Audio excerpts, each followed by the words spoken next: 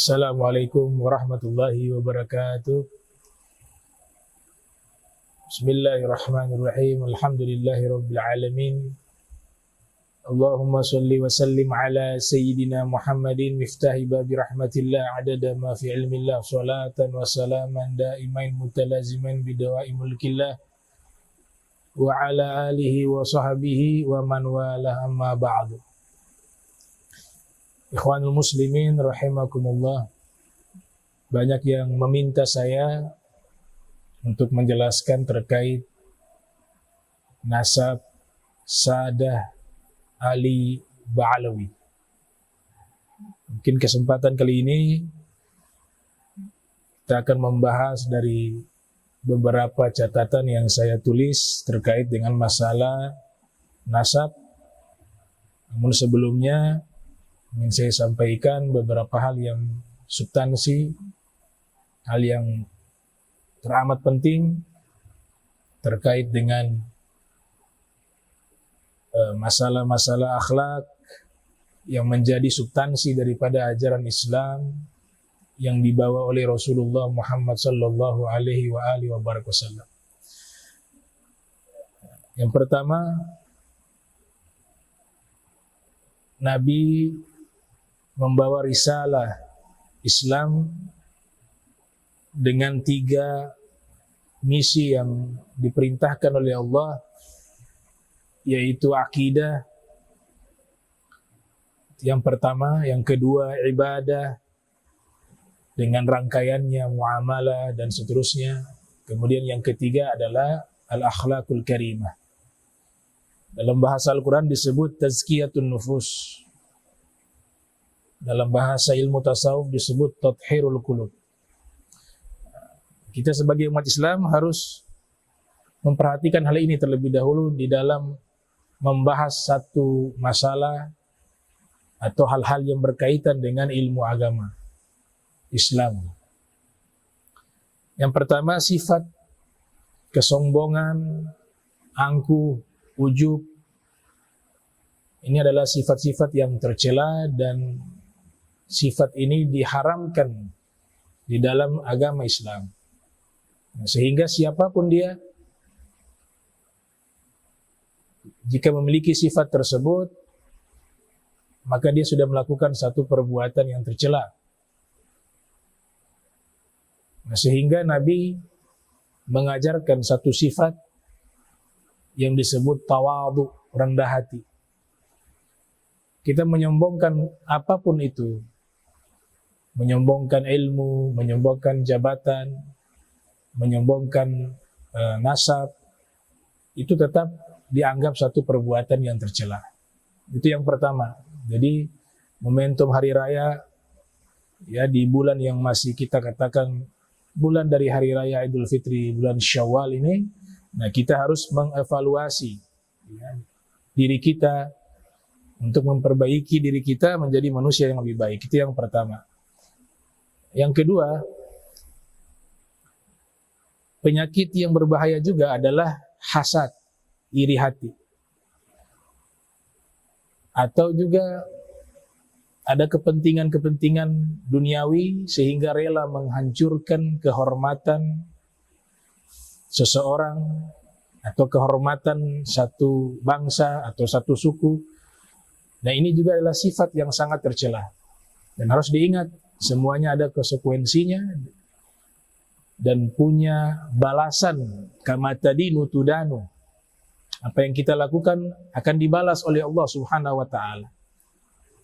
Nah, sifat iri hati ini dia akan merusak daripada seluruh amal baik kita.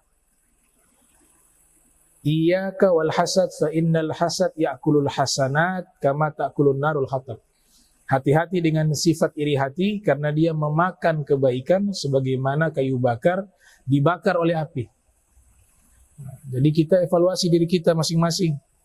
Apakah yang kita lakukan ini murni untuk mencari kebenaran ataukah sebaliknya ada penyakit di dalam hati kita? Nah, saya tidak berbicara membela pihak manapun, tapi kita berbicara sesuai dengan ajaran yang dibawa oleh Rasulullah Muhammad sallallahu alaihi wasallam.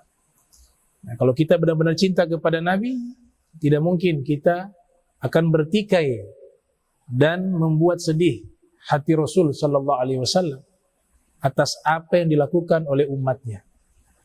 Ini yang penting, yang pertama. Terkait ilmu nasab, di dalam ajaran agama Islam ada satu bidang disiplin ilmu disebut dengan ilmu nasab. Ia adalah satu ilmu muhtammun bi ansabil qabail yang fokus kepada nasab-nasab suku-suku, al-qabail. Berdasarkan firman Allah Subhanahu wa taala di dalam Al-Qur'an, wa ja'alnakum syu'uban wa qabaila lita'arafu.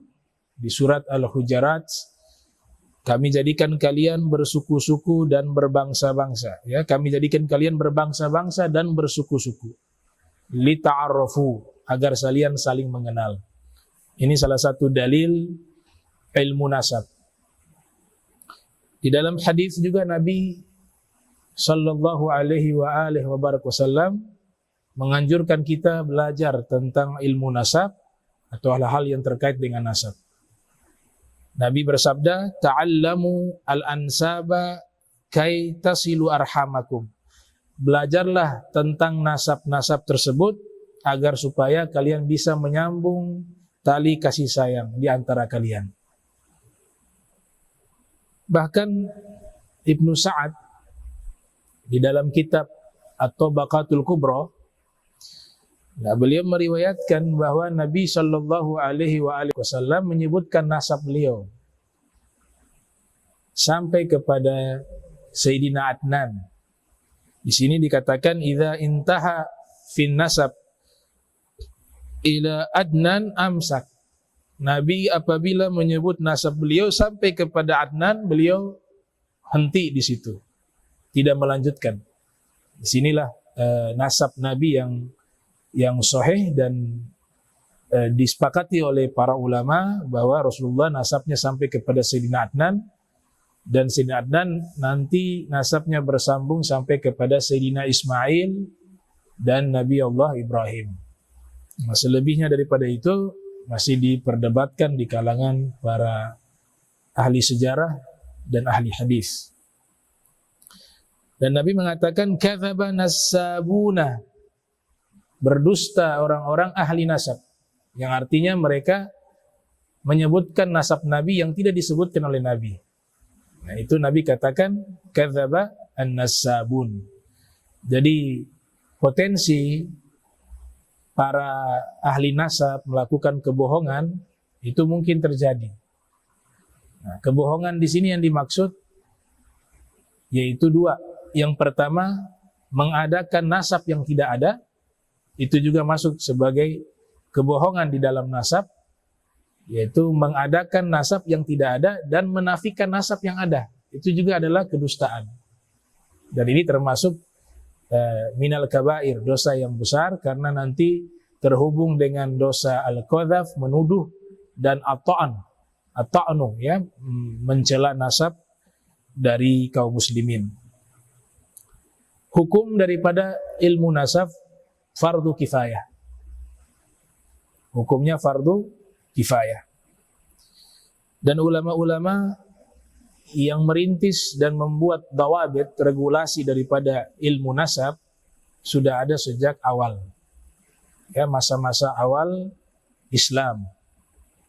Bahkan sudah menjadi satu hal yang biasa di kalangan bangsa Arab, khususnya kaum Quraisy, ya, mereka sangat memperhatikan tentang masalah nasab. Bahkan banyak di antara mereka menghafal nasab-nasab tersebut.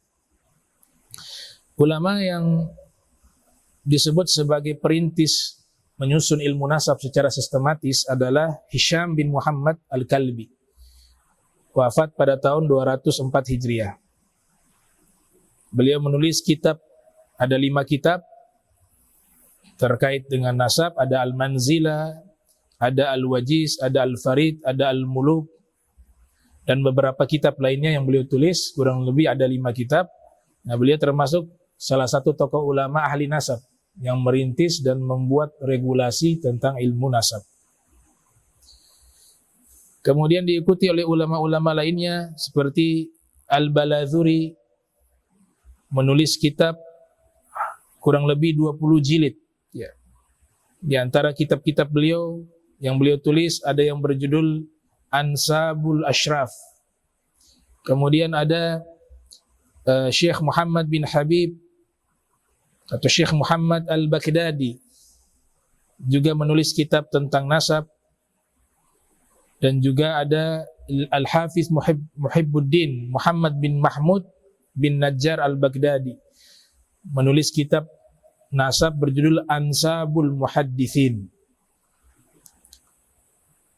Nah, ini beberapa ulama yang di fase-fase awal mereka menyusun dan menulis karya-karya ilmiah terkait tentang nasab. Ada beberapa metodologi yang mereka gunakan di dalam menguraikan ilmu nasab.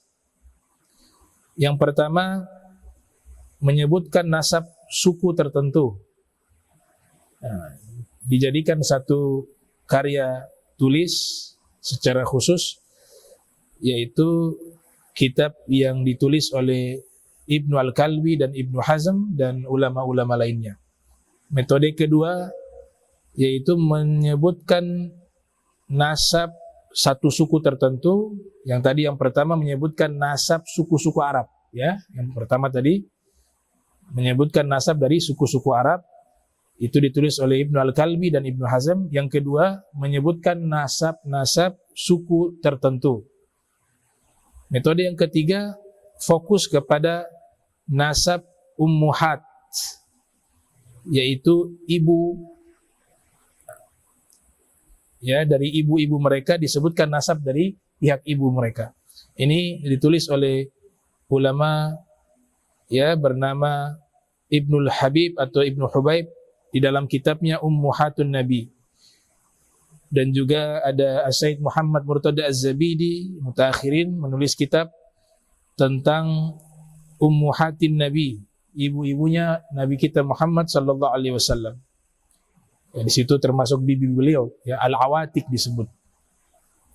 Dan salah satu ulama yang pakar di bidang ini adalah Al-Imam Syafi'i rahimahullah yang lahir tahun 150, wafat 204 Hijriah. Metodologi yang keempat yaitu menjelaskan mukhtalaf fin nasab. Ya, kesesuaian nasab atau perbedaan di dalam nasab, atau yang disepakati atau yang tidak disepakati. Nah, ini biasa metodologi ini digunakan oleh ulama hadis, ya, dalam metode tersebut di dalam menulis karya ilmiah terkait nasab dan membuat regulasi hukumnya. Faedah daripada ilmu nasab, faedatu ilmi al-ansab, faedatu ilmi al-ansab. Yang pertama, manfaat daripada ilmu nasab itu menjaga dari salahnya nisbat nasab kepada seseorang. Itu yang pertama. Dari ilmu nasab kita bisa mengetahui hal tersebut. Karena ada ancaman dari Nabi kita Muhammad sallallahu alaihi wasallam jika kita bernasab kepada bukan daripada orang tua kita. Itu ada ancaman yang sangat tegas dari Nabi. Nah, ini hal yang sama. Ya, mafhum mukhalafahnya adalah menafikan nasab orang yang sudah sah juga masuk dosa yang sangat besar. Ya, menafikan nasab seseorang yang sudah diakui itu juga termasuk dosa yang besar. Jadi ada dua hal di sini. Yang pertama, bernasab kepada bukan daripada nasabnya. Itu adalah dosa yang besar. Dan yang kedua, menafikan nasab seseorang atau orang tertentu yang sudah diketahui nasabnya itu. Itu juga termasuk dosa yang besar. Rasulullah sallallahu alaihi wasallam beliau bersabda, "Man intasaba ila ghairi abihi," siapa yang bernasab kepada bukan ayahnya, fa alaihi la'natullahi wa malaikati wan nasi ajma'in. Baginya laknat Allah wal malaikati dan malaikat dan seluruh manusia. Dalam riwayat yang lainnya juga Rasul bersabda, manidda'a ila ghairi abihi wa huwa ya'lamu annahu ghairu abihi fal jannatu alaihi haramun. Muttafaqun alaih. Siapa yang mengaku kepada bukan dari nasab ayah biologisnya, sedangkan dia mengetahui hal itu, bahwa orang tersebut bukan ayahnya, bukan nasabnya, maka surga itu haram baginya. Ini hadis muttafaqun alaih, diriwayatkan oleh Imam Bukhari dan Muslim dengan sanad yang sama, maka disebut dengan muttafaqun alaih. Jadi para rawinya sama, lewat jalur Imam Bukhari dan Muslim, disebut dengan muttafaqun alaih. Hadis yang lainnya, manidda'a ila ghairi abihi wa huwa ya'lamu faqad kafar, rawahul Bukhari. Siapa yang mengaku dia memiliki nasab kepada orang yang bukan ayahnya dan dia mengetahui hal tersebut, maka sungguh dia telah kafar, telah ingkar. Ada maksud daripada kafar di sini adalah kufrun duna kufrin, ya, bukan kekafiran yang mengeluarkan dari agama Islam, tidak. Tapi dia dosa pengingkaran, dosa kufur. Manfaat-manfaat lainnya tentang ilmu nasab sangat banyak, ya. Dan ini berkaitan dengan masalah-masalah fiqhiyah, ilmu fikih. Nah, orang ketika mengetahui nasabnya, di situ ada masalah waris, di situ masuk ke dalam bagian dari pembahasan nasab, masalah mahram, pernikahan, juga terkait dengan ilmu nasab, masalah menjalin silaturahmi kepada keluarganya, itu juga terkait ilmu nasab, masalah khumus untuk ahlul bait Nabi juga terkait dengan ilmu nasab. Jadi dia ilmu nasab ini juga punya hubungan dengan ilmu fikih.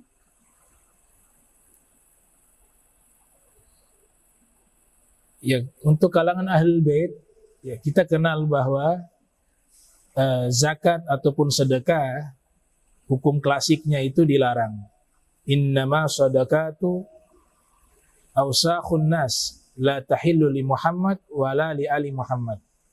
Hadis yang Nabi sabdakan, riwayat yang sahih, bahwa sedekah itu adalah kotoran-kotoran manusia, tidak halal bagi ahlul bait Nabi Muhammad dan juga kepada Nabi Muhammad. Ya, di sini kan berlaku menurut para fuqaha juga kepada turunannya.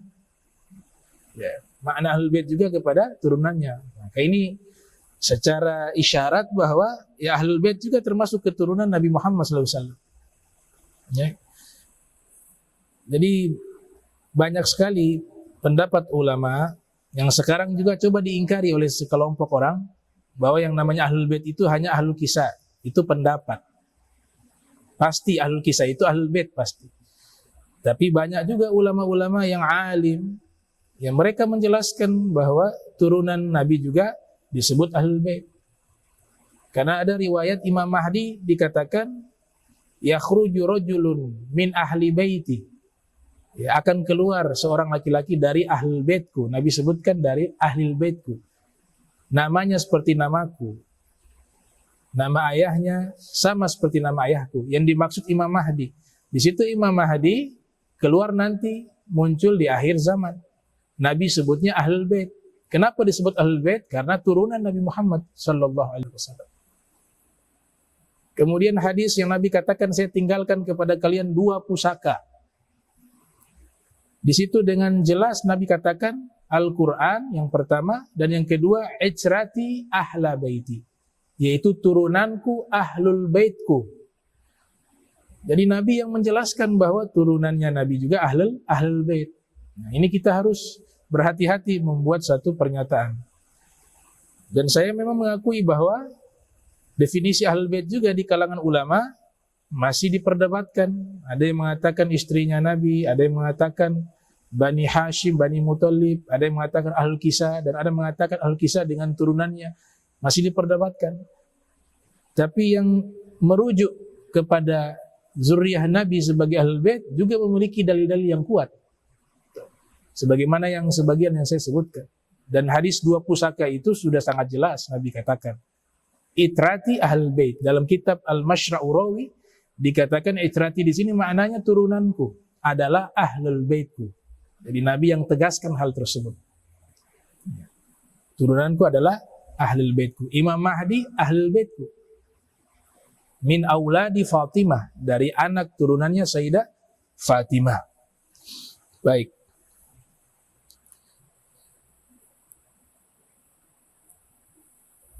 Nah, sekarang kita masuk ke dalam masalah Al-Imam Ahmad bin Isa Al-Muhajir. Al-Imam Ahmad bin Isa Al-Muhajir lahir tahun 273 Hijriah, wafat 345 Hijriah. Ya. Ada beberapa kitab yang memang disebutkan tidak menyebutkan Ubaidillah sebagai anak daripada Al-Imam Ahmad bin Isa Al-Muhajir. Ya, perlu diketahui bahwa Al-Imam Ahmad bin Isa Al-Muhajir adalah turunannya Imam Husain. Ya, ayahnya bernama Isa Ar-Rumi. Isa Ar-Rumi ayahnya bernama Al-Imam Muhammad An-Nagib. Al-Imam Muhammad An-Nagib ayahnya bernama Imam Ali Uraidi. Al-Imam Ali Uraidi ayahnya bernama Al-Imam Ja'far As-Sadiq. Al-Imam Ja'far As-Sadiq ayahnya bernama Al-Imam Muhammad Al-Baqir. Al-Imam Muhammad Al-Baqir ayahnya bernama Al-Imam Ali Zainul Abidin. Al-Imam Ali Zainul Abidin ayahnya adalah Al-Imam Husain. Ayah dari Al-Imam Husain adalah Al-Imam Ali bin Abi Thalib. Dan ibunda beliau adalah Sayyidah Fatimah, putri dari Nabi kita Muhammad sallallahu alaihi wa alihi wa barak wasallam. Ada beberapa kitab yang dijadikan rujukan yang membatalkan nasab Ali Ba'alwi. Beberapa kitab, dan ini tidak banyak ya, sedikit. Kitabnya sangat sedikit dibanding kitab yang menegaskan nasab Sadah Ali Ba'alwi. Nah, perlu kami sampaikan bahwa kami di Ternate ini sudah terdidik tidak dimanjakan dengan nasab. Ya, kami punya orang tua yang ada di Ternate, di Maluku Utara ini, itu bahkan mereka lebih dikenal dengan panggilan Ustadz dibanding dengan Habib. Ya, panggilan Habib ini di Maluku Utara baru muncul belakangan. Walaupun zaman dahulu beberapa ratus tahun yang lalu ada beberapa mufti diberikan julukan Al-Habib, ya, seperti Al-Habib seorang dai, seorang ulama besar di Ternate, Al-Habib Muhammad ibn Abdurrahman Al-Bar, Al-Habib Hashim bin Muhammad bin Abdurrahman Al-Bar. Kakek kami juga bernama Al-Habib Abdurrahman. Tapi banyak juga di kalangan habaib dipanggil dengan Ustadz. Jadi tidak terlalu dipermasalahkan masalah nasab. Ya, karena kita di sini tidak dimanjakan dengan nasab. Cuma saya hanya menyampaikan ini karena permintaan dari beberapa jamaah untuk menjelaskan masalah tersebut. Nah, kitab yang menjadi rujukan Asy-Syajaratul Mubarakah ini disebut karyanya Al-Imam Fakhruddin Ar-Razi yang lahir tahun 544 Hijriah, wafat 606 Hijriah. Nah, memang sudah diteliti di dalam kitab-kitab tarajum ketika membahas biografi Al-Imam Fakhruddin Ar-Razi. Kitab beliau itu yang berjudul Asy-Syajaratul Mubarakah itu tidak terdata. Itu yang pertama. Apalagi kitab ini termasuk kitab yang tidak populer di kalangan ahli nasab jika dinisbatkan kepada karyanya Al-Imam Fakhruddin Ar-Razi. Yang populer itu adalah Bahrul Ansab dari kitabnya Al-Imam Fakhruddin Ar-Razi. Kemudian ada kitab-kitab lainnya, ya, dan juga beberapa tokoh yang mengingkari nasab daripada Sadah Ali Ba'alwi. Ya, kita sebut saja di sini ada yang bernama Al-Ubaidili, dan juga bahkan Az-Zarbati, ya. Di era 90-an juga ada yang mengingkari nasab Sadah Ali Ba'alwi, yaitu tokoh Wahabi, ya, bernama Murad Syukri, menulis kitab Al-Ithaf fi Ibtalil Nasab Al-Hashimi li Bani Alwi. Kemudian dibantah oleh ulama yang sezaman dengan beliau dan masih ada sampai saat ini, yaitu Al-Habib Hasan bin Ali As-Saghaf, ada di Urdun. Beliau menulis kitab Ar-Raddu Al-Mufhim Al-Mubin. Ar-Raddu Al-Mufhim Al-Mubin. Itu menolak dan menyanggah daripada Murad Syukri. Jadi bukan hal yang baru ya, sudah ada beberapa tokoh yang mencoba mengkritik nasab Sada Ali Ba'alwi dan rujukannya sama. Ya kitab-kitab itu saja. Ya, kitab-kitab itu yang jumlahnya hanya sedikit. Ada Zarbati juga mengkritik nasab dari Sada Ali Ba'alwi, dan beberapa ulama lainnya, Ibnu Inabah dalam kitab Umdatut Thalib juga tidak menyebutkan, ya, di sini tidak menyebutkan nasab dari Ubaidillah bin Ahmad Al-Muhajir. Sebenarnya kalau kita menafikan Ubaidillah bin Ahmad Al-Muhajir, maka Wali Songo juga tidak bernasab kepada Rasulullah, bukan Ahlul Bait, karena nasab Wali Songo yang ditulis oleh Dr. Ja'fari tentang sejarah Wali Songo itu menyatakan turunan daripada Nabi sallallahu alaihi wasallam, Wali Songo. Dan Wali Songo nasabnya itu kembali kepada Abdul Malik yang hijrah dari Hadramaut, hijrah ke India, sehingga diberikan julukan Al-Muhajir Ats-Tsani. Nah, sedangkan Abdul Malik ini bagian dari anak turunannya Ubaidillah bin Ahmad Al-Muhajir. Jadi ketika menafikan Ubaidillah bin Ahmad Al-Muhajir, maka secara otomatis menafikan nasab Wali Songo itu sendiri. Karena sama, ya, dari Sada Ali Ba'alwi dengan Wali Songo, nasabnya kembali kepada Ubaidillah. Putranya Ubaidillah bernama Alwi. Nah, disitulah nisbat kepada Sada Ali Ba'alwi. Definisi kedua, seluruh anak turunan Imam Ali disebut dengan Alwi atau Alawi. Bahkan dulu ada daripada tokoh namanya Al-Basri. Dia waktu itu menjabat sebagai ketua MUI, ya. Ia menafikan juga nasab daripada Sada Ali Ba'alwi. Kemudian dibela oleh Gus Dur. Nah, Gus Dur membela itu.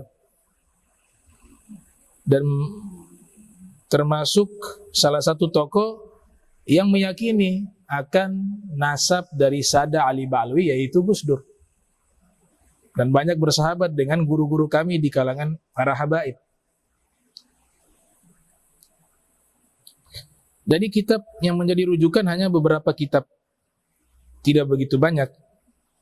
Dan di dalam kaedah-kaedah penulisan kitab, ya, baik dari sisi pembahasan ilmu fikih, kitab-kitab yang lama itu direvisi kembali, diteliti kembali oleh kitab-kitab setelahnya dari kalangan ulama-ulama. Ya, sehingga menjadi referensi kitab utama, rujukan utama itu kitab-kitab yang mutaakhirin, karena dia melengkapi dan menyeleksi lagi mana pendapat yang kuat, mana yang bisa diterima, mana yang makbul, mana yang mardud.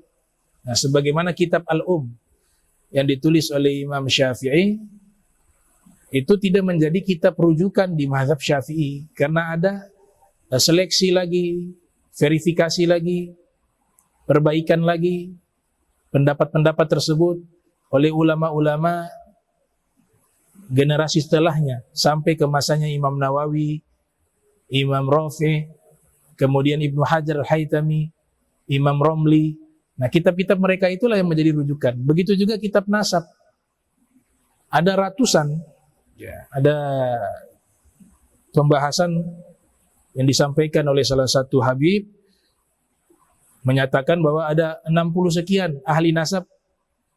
Mereka sepakat bahwa Ubaidillah bin Ahmad Al-Muhajir itu adalah putranya Imam Ahmad Al-Muhajir, dan kesohihan nasab dari Sada Ali Ba'alwi bersambung sampai kepada Rasul. Ya.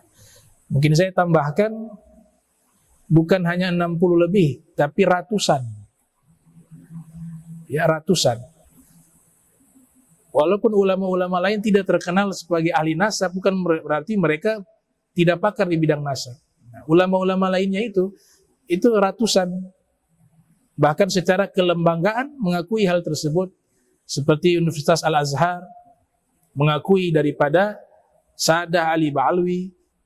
Kemudian juga tokoh-tokoh ulama besar di Syam di masa kontemporer kita, Dr. Said Ramdan Al-Buti, Nuruddin Itir, dan beberapa ulama besar lainnya yang ada di Syam mengakui itu.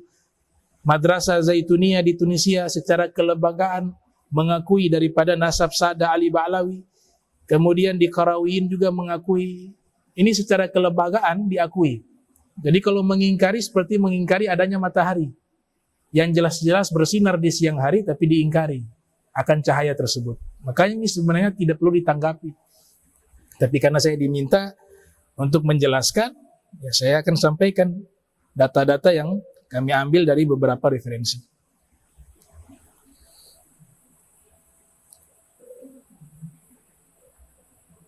Kemudian kitab-kitab yang membela daripada nasab Sa'dah Ali Ba'alwi itu sangat banyak. Sangat banyak. Ya, jumlahnya jauh lebih banyak dibanding kitab yang mengingkari. Nah, kalau kita korelasikan dengan ilmu hadis, riwayatnya mutawatir, diriwayatkan oleh banyak ulama yang menetapkan nasab tersebut. Adapun yang sedikit mengingkari, kita anggap sedikit itu hadis ahad atau hadis gharib. Sedangkan yang menetapkan mutawatir, ya mutawatir lebih kuat daripada hadis ahad. Itu di dalam aturan ilmu hadis. Kita sebutkan di sini beberapa kitab. Tadi saya sebutkan secara kelembagaan juga. Secara kelembagaan itu Al-Azhar mengakui, Qarawiyyin mengakui, dan beberapa lembaga-lembaga resmi tentang nasab juga mengakui hal tersebut. Bahkan ulama-ulama yang ada di Nusantara seperti Kiai Haji Hashim Asy'ari, pendiri Nahdlatul Ulama, juga mengakui itu.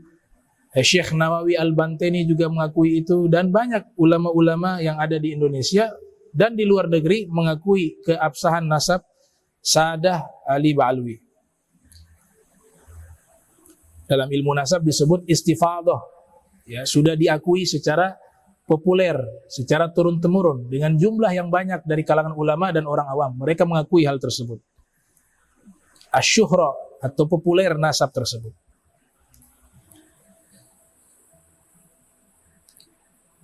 Lembaga resmi di Mesir disebut dengan Naghabah As-Sadah Al-Ashraf. Ini didirikan tahun 247 Hijriah. Tugasnya di sini menghimpun dan mengumpulkan nasab-nasab Ahlul Bait Rasul sallallahu alaihi wasallam.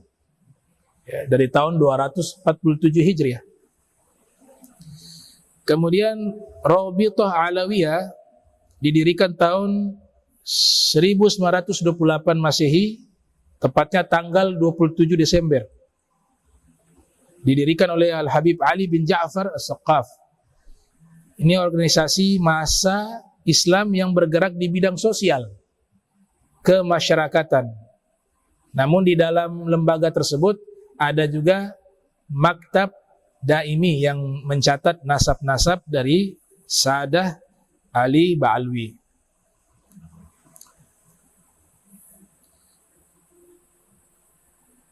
Terkonfirmasinya nasab Sa'dah Ali Ba'alwi itu ulama menggunakan 3 pola. Pertama, catatan nasab dari keluarga yang bersangkutan, dan biasanya ada pohon nasab.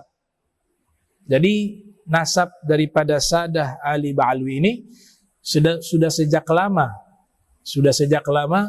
menjadi perhatian ulama-ulama baik dari kalangan Sa'dah Ali Ba'alwi ataupun non keluarga Sa'dah Ali Ba'alwi. Mereka mencatat itu. Bahkan disebutkan dalam satu pendapat, Syekh Umar bin Abdurrahman As-Saqqaf atau dikenal dengan Syekh Umar Bahdar adalah salah satu tokoh habaib tahun 800-an atau 900-an Hijriah yang sudah ditugaskan untuk mencatat nasab-nasab daripada Sadah Ali Ba'alwi, dibukukan secara resmi.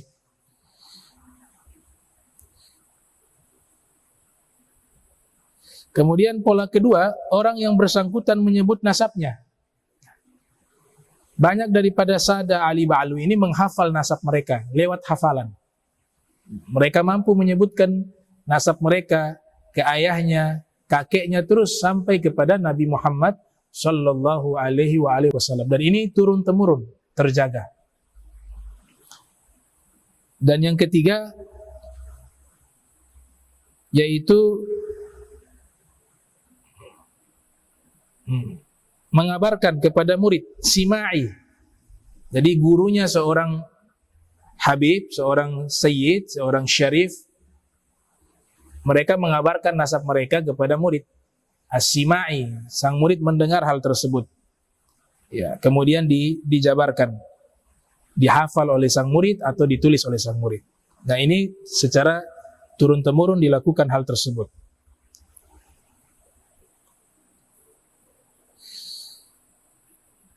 Nah, ulama-ulama yang hidup di abad ke-7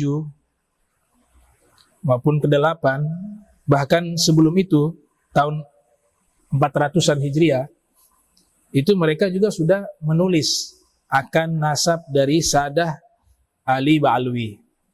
Sebut saja Bahauddin Muhammad Yusuf Al-Janadi. Beliau ini di abad ke-2 Hijriah, bahkan di abad ke-2 Hijriah sudah mencatat nasab daripada Sadah Ali Ba'alwi dan menetapkan bahwa Ubaidillah bin Ahmad Al-Muhajir itu adalah putra daripada Al-Imam Ahmad Al-Muhajir.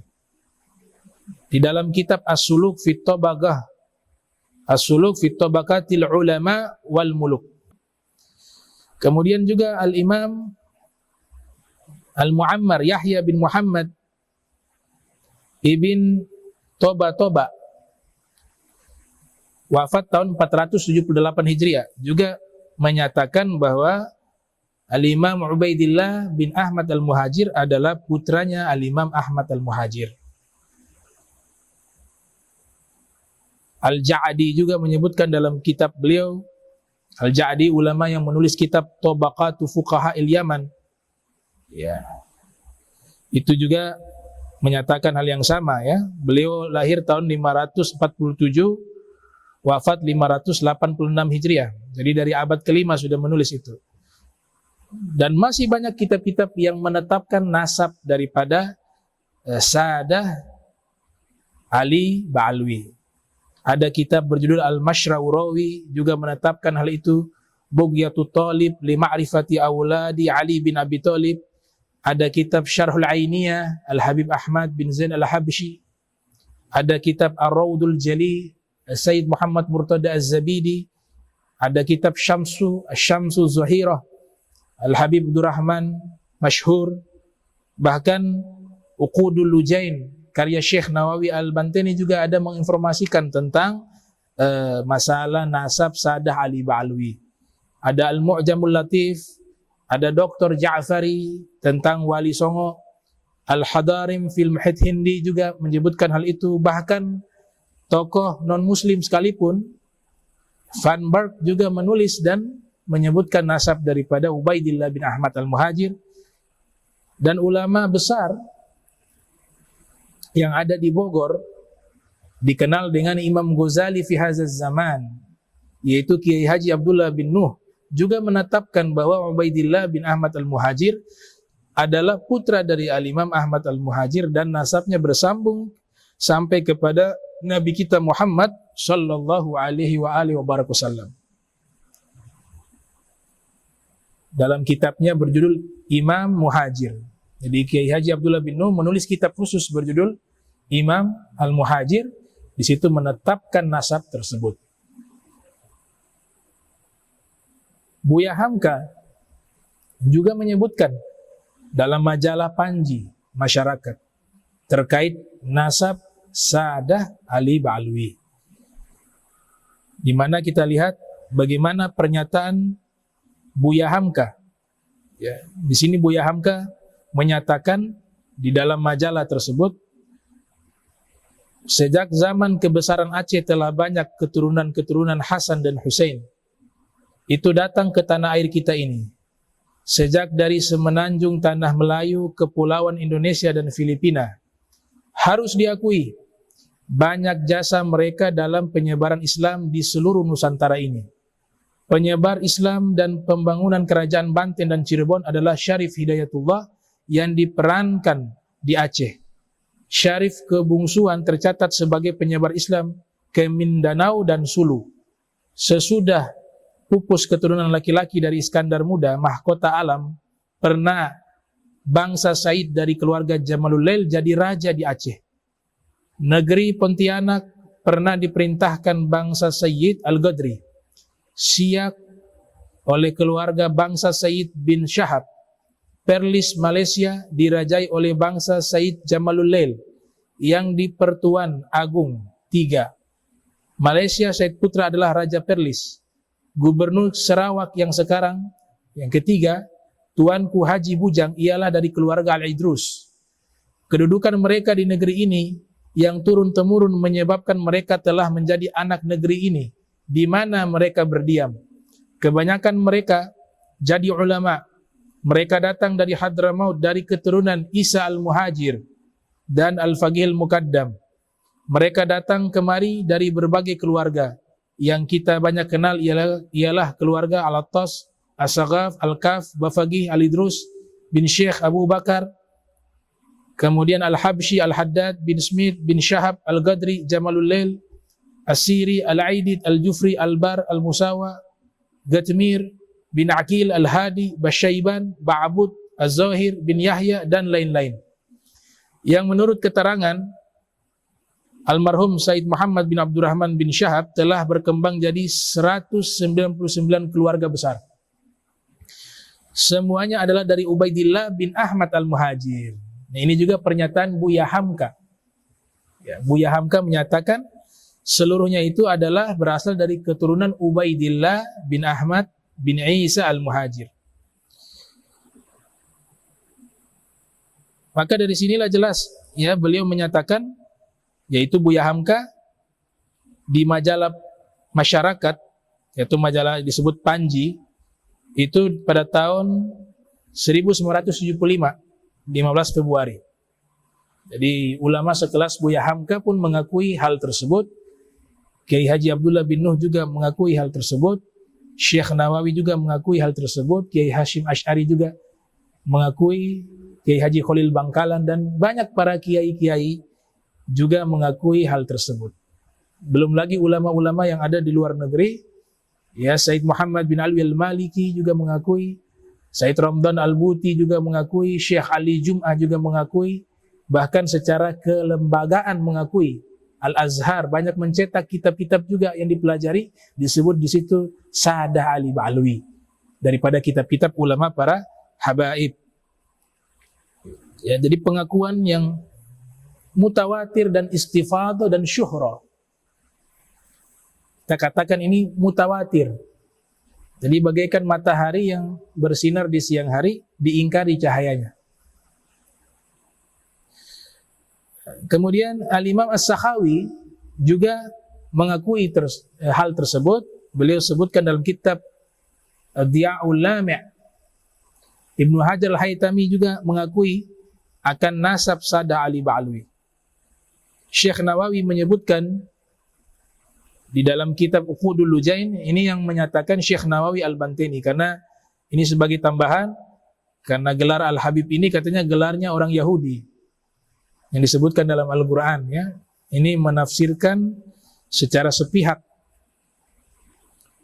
Ini gelar Al-Habib artinya kekasih atau yang dicintai dan mencintai.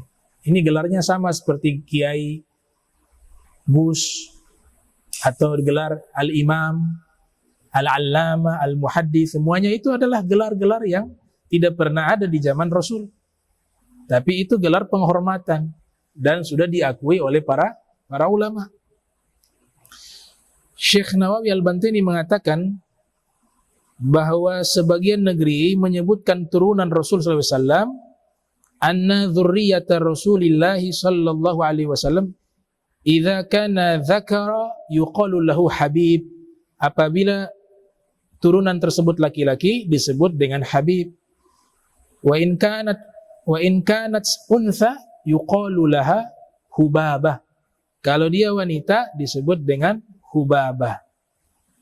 Dan juga banyak juga istilah menggunakan dengan gelar Sayyid wa Sayyidah. Ini pernyataan Syekh Nawawi Al-Bantini dalam kitab Uqudul Lujain.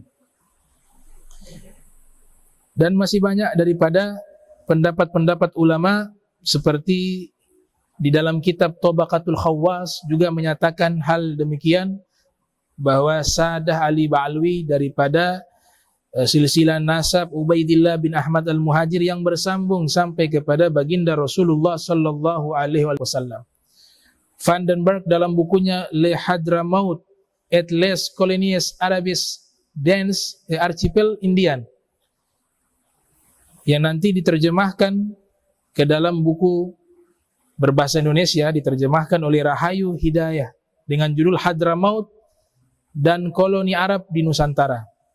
Di situ menyebutkan nasab daripada Sadah Ali Ba'alwi dan ada nama Ubaidillah bin Ahmad Al-Muhajir yang bersambung sampai kepada Rasulullah sallallahu alaihi wasallam. Dan masih banyak kitab-kitab nasab tersebut, ya, yang sampai saat ini saya sudah kira-kira mendapatkan kurang lebih 18 kitab yang menyatakan keabsahan nasab dari Sadah Ali Ba'alwi. Dan tentunya masih banyak lagi kitab-kitab lainnya yang menetapkan hal itu.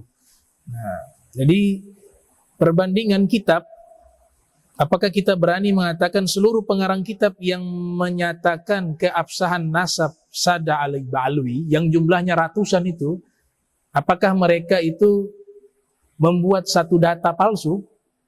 Ini pertanggungjawaban yang sangat besar. Apakah yang mengkritik berani menyatakan hal itu?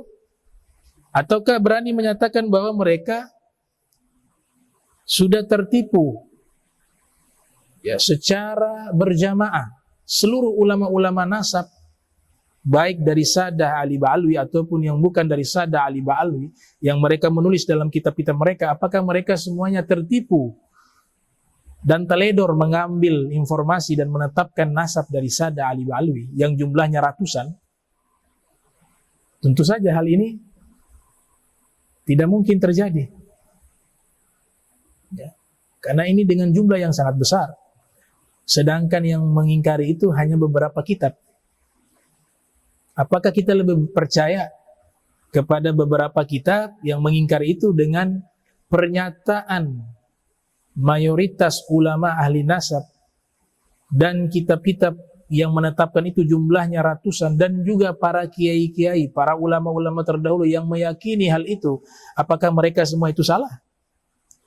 Nah, ini satu hal yang sangat su'ul adab jika kita berani menyatakan hal tersebut.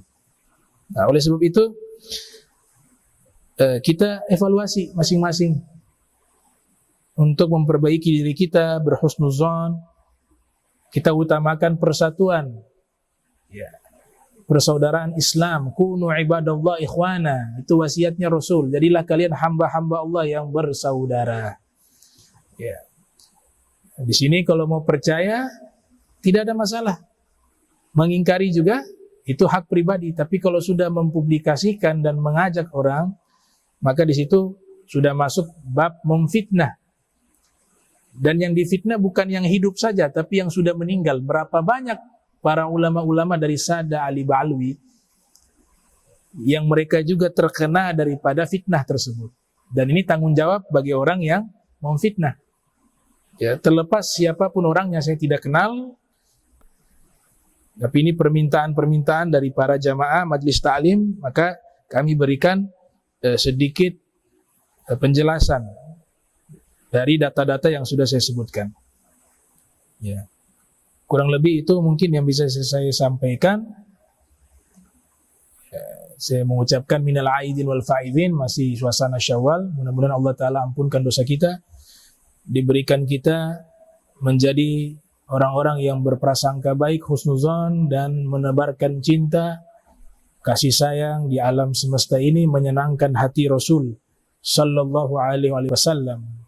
Basyir wajha nabiyikum bisoleh a'malikum. Berikanlah senyuman bahagia di wajah Nabi kalian dengan amal soleh kalian.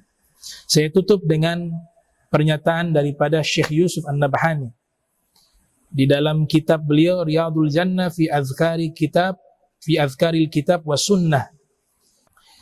Syekh Yusuf An-Nabhani mengatakan di mukaddimah kitab Riyadul Jannah, sesungguhnya keluarga Sadah Ali Ba'alwi sudah disepakati oleh seluruh umat Islam di seluruh masa dan di seluruh negeri bahwa mereka adalah ahlul bait Nabi yang valid nasab mereka kepada Rasul sallallahu alaihi wasallam,